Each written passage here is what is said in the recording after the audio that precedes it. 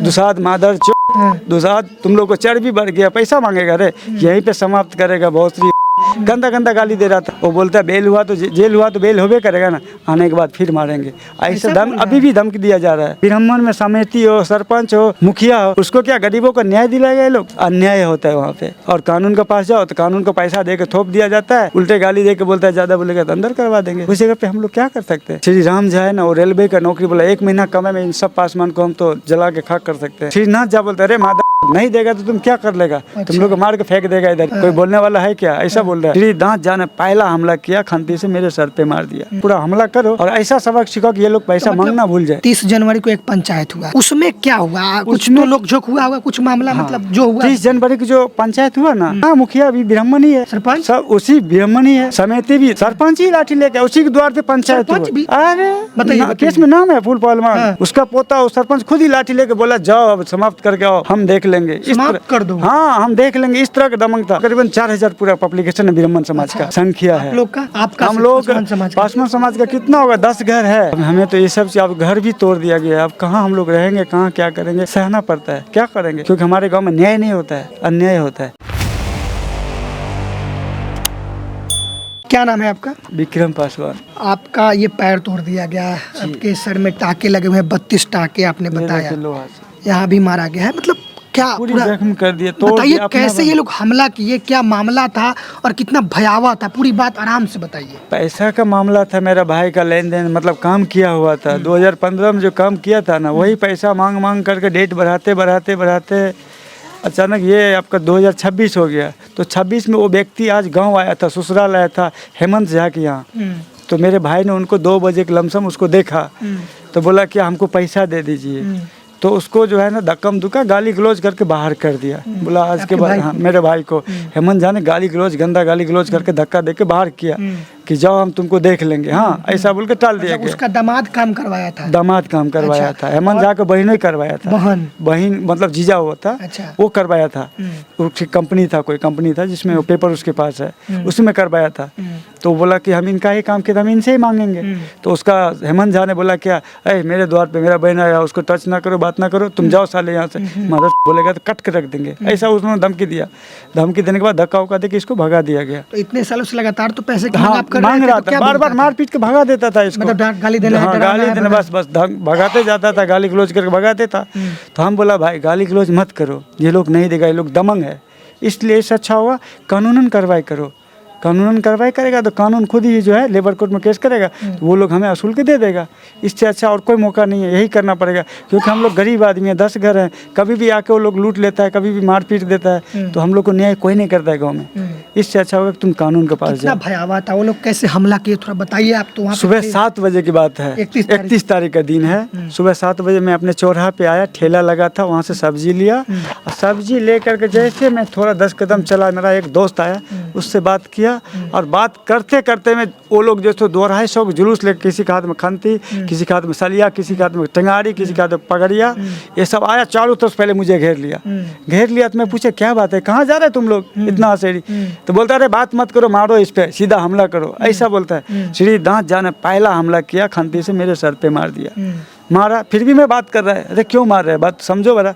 श्री राम झा ने कत्ता मार दिया। श्री राम झा जो अभी रेलवे में नौकरी है, उन्होंने कट्टा मार दिया। 2 जगह वार है, देख लीजिए। उसके बाद अमित झा, ओम प्रकाश झा, ये नमामि झा, उन्होंने बुरी तरह से तरपाक जैसे जानवर को मारता है ना, उसी तरह रोड पे मारना, चारों तरफ से हमला किया। मैं गिर गया। मैं जब गिर गया तो मेरे माँ कहीं देखा कि उसको बेटा को मार रहा है, मेरे माँ आके मेरे देह पे लेट गया कि मत मारो, मेरे बेटा मर गया है। फिर भी मेरे को माँ को भी 2-4 डंडा पीठ पे मारा, माँ पे कत्ता मारा, हाथ कट गया, माँ बेहोश हो गया। वहाँ पे साल की है? माँ 70 साल की है, वो बेहोश हो गया। मैं बोला, मेरा बहन आया, उसने बोला मत मारो, मेरा भैया मर चुका है, मत मारो कोई। तो उसको भी नहीं माना, उसको भी डराता, डंडा चलाता, 5-6 डंडा मारा, वो भी लेट गया। लेटने के बाद जो है ना, ये लोग बोला ये तो मर चुका है, इसको अब आगे वाले घर में हमला करो, ढूंढ के घर के तोड़ के निकालो, जैसे भी हो ढूंढ करके एक एक को मारना है। इसके घर में जो भी है किसी को बचना नहीं है, सबको समाप्त कर दो, हम लोग समझ लेंगे थाना को, प्रशासन को। हेमकांत झा का हेमंत झा हेमंत झा जी। एफआईआर में हेमकांत लिखा हुआ था हाँ, इसलिए हाँ, हेमंत झा उसका हेमंत original। झा। हाँ, हाँ। तो हेमंत झा से मामला हुआ, थोड़ा सा अनबन हुआ पैसे को लेकर, और ये जितने अब लोग गाँव का आप वाला नाम बता रहे हैं वो पूरा उसका समाज का लोग आ गया समाज मारने का, के उसका रिश्तेदार है सर। हेमंत झा का मातृक उस टोल में है, पोआई टोल में, नानी गांव है उसका, तो वहाँ का लोग उसका सब सपोर्ट करता है, इसीलिए तो 10 साल को पैसा को टालते गए ना। वो लोग सपोर्ट करके बोला एक बार ऐसा नहीं, पूरा हमला करो और ऐसा सबक सीखो कि ये लोग पैसा मतलब मांगना भूल जाए। वो सिर्फ उसी परिवार का नहीं था, अलग अलग उस गांव का सारा जी, लोग आके सारा लोग संगठन किया, रात में पूरे प्लान किया। 31 तारीख को रात में थाना में जाकर पटिशन दिया है, थाना को बोला कि तुमको इतना देर नहीं आना है, तब तक मैं सुलझा लेगा मामला। अच्छा। इस तरह का मामला सुलझा कर, और उसके बाद 11 बजे पटिशन देकर वो लोग आ गए ऑफिस। हम लोग को मालूम हुआ 10 बजे, हम लोग थाना फ़ोन किए कि सर ऐसा ऐसा माहौल बन रहा है, हम लोग को जानलेवा हमला हो सकता है। तो थाना बोला ऐसा कुछ नहीं, आवेदन दे के गया है, आप लोग भी 9 बजे आके आवेदन दे दो। तो मैं बोला ठीक है, ऐसा आश्वासन दिया है तो हम जाकर 9 बजे आवेदन दे देंगे। मेरा भाई लोग को बोला तुम लोग को कानून को शरण लेना है तो तुम लोग आगे निकलो। तो वहाँ का चारों थोड़ा सा बताइए, 30 जनवरी को एक पंचायत हुआ है जी, उसमें क्या हुआ? कुछ तो नोकझोंक हुआ होगा, कुछ मामला मतलब जो हुआ 30 जनवरी की जो पंचायत हुआ ना, उसमें 112 थाना आया था। अच्छा। आया था ना, तो उन्होंने मेरे भाई को बुलाया, अभिषेक पासवान और रामविलास पासवान को बुलाया कि सरपंच के पास आओ, तुम लोग का क्या मैटर है यहाँ पे सॉल्व हो जाएगा। तो सरपंच साहब पूरा गांव वाले को, जो लड़का ब्राह्मण समाज का था ना, 25-30 लड़का को इकट्ठा करवा दिया, और उस जगह मेरे भाई के साथ जो बुला लिया गया और थाना चला गया। थाना नहीं रुका, वो चला गया। उस जगह मेरे भाई के साथ गाली गलौज के साथ बदतमीजी किया और दमनगिरी दिखाया। ये 2 भाई था, मेरा छोटा वाला भाई थोड़ा समझदार है, पढ़ा लिखा है, बोला भैया यहाँ का माहौल गर्म है, इससे अच्छा हम लोग अभी फैसला नहीं करेंगे, यहाँ से चलो, निकलो। गाड़ी स्टार्ट किया, भाग के चला है। उसके पीछे 5-6 आदमी मेरे घर तक आया, थोड़ा दूर है, पीछा करते करते मेरा घर तक आया। घर पे आके गाली गलौज किया, मेरे रामविलास भाई को धक्का भी दिया। किस लिए? कि पंचायती करवा दिया इसलिए? हाँ, कि पैसा था, रहने दो। वो बोला ना कि भाई हम लोग को पैसा क्यों नहीं देता, क्यों बार बार आप लोग इस तरह का टॉर्चर करता है। तो श्रीनाथ जा बोलता अरे नहीं देगा तो तुम क्या कर लेगा, तुम लोग को मार के फेंक देगा इधर ही, कोई बोलने वाला है क्या, ऐसा बोल रहा है। अच्छा। तो बोला गाली मत दीजिए, पैसा हमको देना है, हमको हेमंत झा और मेरा मैटर है, आप बोलने वाला नहीं होते बीच में। बोला मेरा मैटर है, तुम मत बोलो, ये मेरा आदमी है, हेमंत झा मेरा आदमी है, मेरा ये भगना है, ऐसा बोल करके बोला हम सब इसका निर्णय करेंगे, तुम बोलेगा अभी तो यहीं पे तोड़ के फेंक देगा। वो लोग बोला जी मामला गर्म है, यहाँ से निकल लो। वहाँ से निकल के आ गया था। निकल के आने के बाद मेरे घर पे आके धक्कम धुक्का हुआ, वो लोग मारा, दमंग था, वो लोग मारा मेरे भाई लोग को। हम बोला रात में अपना भाई लोग विचार करो और सीधा प्रशासन के पास जाओ, हरिजन एक्ट में या लेबर कोर्ट में जाकर केस कर दो, लेबर कोर्ट में जाकर केस कर दो, और उसके बाद जो है हम लोग कानून से फैसला कर लेंगे। ये गांव वाला हमें फैसला देने वाला नहीं है, क्योंकि 10 साल बीत चुका है। मुखिया भी कौन है? गांव मुखिया भी ब्राह्मण ही है। सरपंच सब उसी ब्राह्मण ही है, समिति भी सरपंच ही लाठी लेके उसी के द्वार पे पंचायत सरपंच भी? अरे बताइए। केस में नाम है फूल पहलवान, उसका पोता, वो सरपंच खुद ही लाठी लेके बोला जाओ अब समाप्त करके आओ, हम देख लेंगे, इस तरह कर दो। हाँ हम देख लेंगे, इस तरह का दमंग था।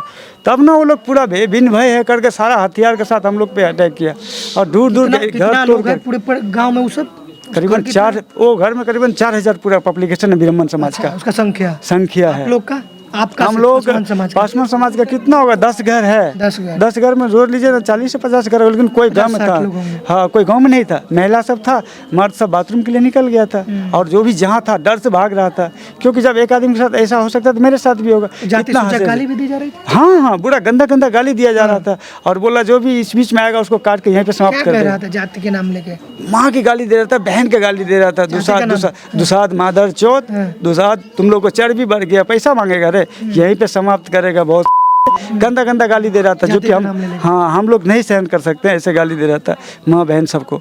लेकिन चलिए ठीक है, मैं बोला इससे अच्छा तो तुम मुझे मार दे रहे, ऐसा गाली दे रहा था कि खत्म कर हाँ पूरा प्लान था, समाप्त करने का ही प्लान था वो लोगों को। कितने लोगों पर एफआईआर करवाए आप SST? फिलहाल में 70 लोगों पे हुआ है।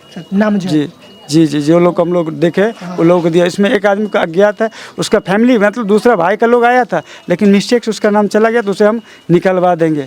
हम निर्दोष को कोई सजा देना नहीं चाहते हैं। और जो अभी भी गाँव में है, जो है हमला वाला वो गाँव में है, लेकिन उसका नाम नहीं मालूम था। इसको जैसे वो घूम रहा है, वो बोलता है बेल हुआ तो बेल होबे करेगा ना, आने के बाद फिर मारेंगे, ऐसे अभी भी धमकी दिया जा रहा है।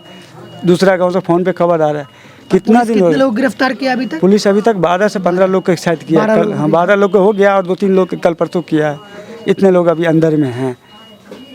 बस हमें यही है कि हमें न्याय मिलना चाहिए। हम गरीबों के साथ अन्याय हुआ है, ऐसा अन्याय मैं लाइफ में आज तक कभी नहीं देखा है। इस तरह का मारते हुए उम्मीद नहीं करता था कि मैं बच पाएगा। उसके बाद मेरा बेटी मेरे घर पे जाके, मेरे बेटी घर में सोया हुआ था, बीमार था, बुखार लगा था, उसको खींच करके, कोमल कुमारी को खींच करके गेट से बाहर ला करके लात मार मार के, सलिया मार मार के उसको जान को तोड़ दिया गया। जो कि वो बोला, भैया हमने क्या बिगाड़ा, क्यों मार रहा है, मत मारो मुझे। थोड़ा सा भी रहम दिल नहीं हुआ लोग के अंदर। इस तरह का घटना मैंने बोले ना लाइफ में कभी नहीं देखे। और हमने आज तक उसको तरफ एक थप्पड़ भी किसी को नहीं मारा हम लोगों ने।